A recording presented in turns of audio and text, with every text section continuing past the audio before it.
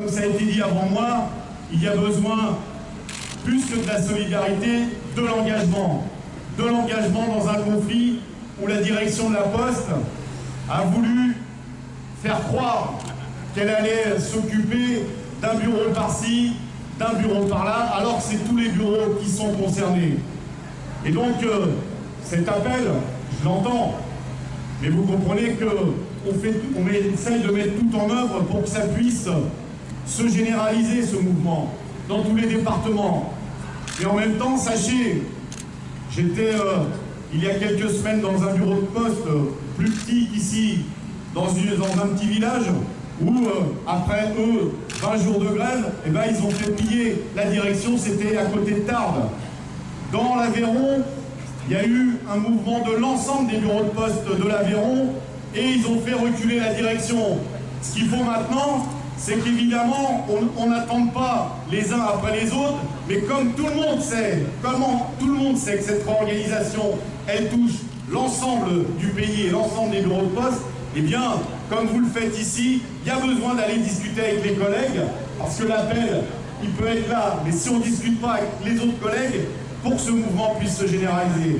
Le fond du problème, c'est qu'on a une direction de la Poste, mais elle n'est pas la seule, qui premièrement crache sur la notion de service public. Elle crache sur la notion de service public. Les salariés et les usagers, elle n'en a rien à faire. Et le problème, c'est que, évidemment, si on n'écoute ni les salariés, ni les usagers, on peut faire appel à une belle machine qui va organiser les tournées, mais on n'est pas au courant de ce qui se passe dans la vraie vie quand on raisonne comme ça. On n'est pas au courant de ce qu'ont besoin les usagers. Et c'est ça qu'il faut changer à la Poste et ailleurs. Et donc nous, et vous revendiquez à juste titre, comme les citoyens de ce pays, un service public de qualité à la Poste et ailleurs. À la Poste et ailleurs, c'est la motivation d'un certain nombre de conflits dans ce pays qu'on a pu voir hier. Et un service public où chaque citoyen, quel que soit l'endroit où il habite, eh bien, il soit traité de la même façon. C'est essentiel dans un pays comme le nôtre, où une des valeurs de la République, c'est l'égalité. Donc il y a besoin, évidemment, qu'on popularise, et si je peux y contribuer, tant mieux, mais je ne le ferai pas seul, il faut qu'on soit plus nombreux à populariser les conflits. Si on peut, et on doit le faire, généraliser les conflits de ce type, on le fera. Je m'engage devant vous à interpeller la direction générale de la Poste pour leur rappeler votre situation et que quand on prétend, c'est le cas du gouvernement aussi, prétend prôner le dialogue social, prôner la concertation, mais qu'en gros, tu peux le dire, mais qu'en gros, c'est voilà ce que je veux et je ne changerai pas d'avis, eh bien ça s'appelle pas de la discussion, c'est une méthode autoritaire qu'on peut rencontrer dans d'autres pays du monde, mais ça s'appelle pas la démocratie, ça. Ça s'appelle pas la démocratie.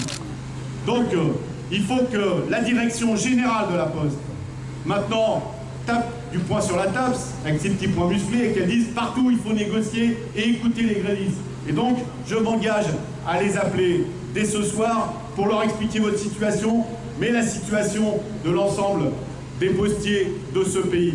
Et puis, j'ai bien compris le message, mais on avait anticipé, parce que, comme vous l'avez vu, et c'est très bien, hier, il y a eu une très forte mobilisation dans tout le pays. Plus de 500 000 manifestants, et vous savez bien que les manifestants, derrière, il y a des grévistes qui viennent pas toujours aux manifestations. Et puis, il y a des conflits qui s'annoncent, qui sont prévus. Et donc, évidemment, on sait que quand il y a conflit, il faut de la solidarité, il faut signer des pétitions, il faut venir parler dans un micro, mais il faut aussi des sous pour tenir. Et donc, j'ai bien entendu le message, et on va régler ça rapidement, pour vous, mais pour tous les travailleurs et les travailleuses qui vont se mettre en lutte ou qui sont déjà en lutte.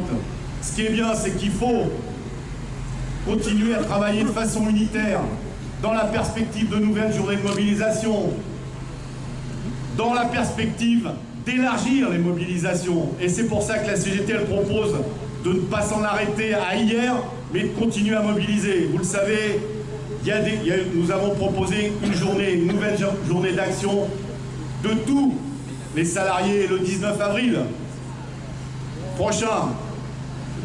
Pour l'instant, nous sommes seuls, malgré qu'on ait invité nos homologues à venir discuter, mais l'unité est un combat, c'est pas moi qui l'ai dit, c'est un de mes prédécesseurs, et il y a besoin de cette unité, comme elle existe ici, comme elle existe dans la fonction publique, comme elle existe chez les cheminots, il n'y a aucune raison qu'elle ne puisse pas se faire nationalement. Je vous remercie. Merci.